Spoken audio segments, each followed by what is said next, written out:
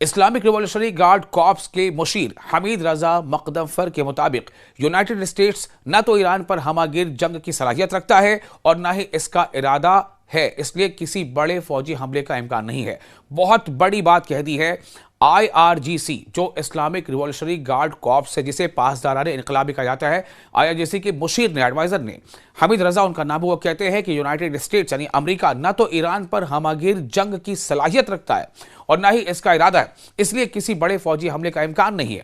آیت اللہ سید علی خامنئی کے بیان کا حوالہ دیتے ہوئے انہوں نے کہا کہ اگر جنگ ہوئی تو وہ علاقائی نوعیت کی ہوگی، یعنی پورے ریجن پر اس کا اثر پڑے گا، وہ ریجنل وار ہوگی۔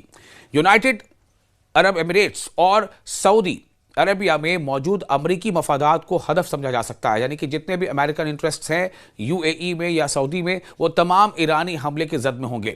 IRGC کے ایڈوائزر کے مطابق امریکہ فوجی دھمکیوں کو دباؤ ڈالنے، ایران کی معیشت کو غیر مستحکم کرنے، یعنی ایران کی جو اکانومی اس کو ڈی اسٹیبلائز کرنے اور مارکیٹ میں بے یقینی پیدا کرنے کے لیے استعمال کرتا ہے۔ امریکہ ایسا اس لیے کرتا ہے تاکہ ان دھمکیوں کا اثر ملک کی اکانومی پر پڑے، ملک کے اندر اندرونی حالات پر پڑے، وہاں انتشار پیدا ہو، وہاں بدامنی پیدا ہو۔ وہ یہ کہہ رہے ہیں کہ امریکہ دراصل یہ چاہتا ہے، لیکن عملی حملے کا ارادہ امریکہ نہیں رکھتا۔ یہ بہت بڑی بات ہے جو IRGC کے ایڈوائزر کہہ رہے ہیں۔ دوستو، میں ہوں وصال اور آپ دیکھ رہے ہیں نیوز 18 کا social media platform. Islamic Revolutionary Guard Corps کے میڈیا مشیر حمید رضا کا یہ بیان ایران کے خلاف امریکہ کی کسی ممکنہ جنگ کے امکان کو مسترد کرتے ہوئے کہا ہے کہ واشنگٹن نہ تو مکمل حملے کی صلاحیت رکھتا ہے اور نہ ہی اس کا ارادہ ہے۔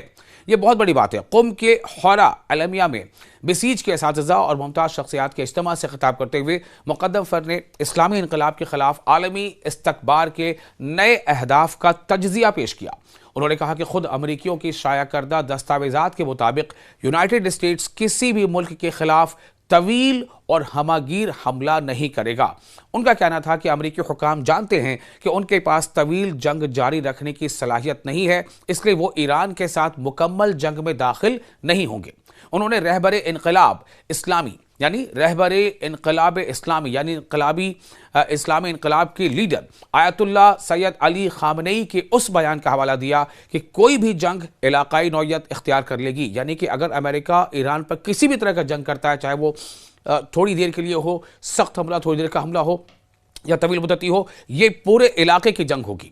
مقدمفر نے کہا ہے کہ ایران نے خطے کے ممالک جیسے یونائیٹڈ عرب امریٹس اور سعودی عربیہ کو آگاہ کر دیا ہے کہ ان کی سرزمین پر موجود امریکی فوجی اور اقتصادی مفادات کو ہدف سمجھا جائے گا اور انہیں اس پر شکایت نہیں کرنی چاہیے، کیونکہ ایران کا ان ممالک سے براہ راست کوئی مسئلہ نہیں۔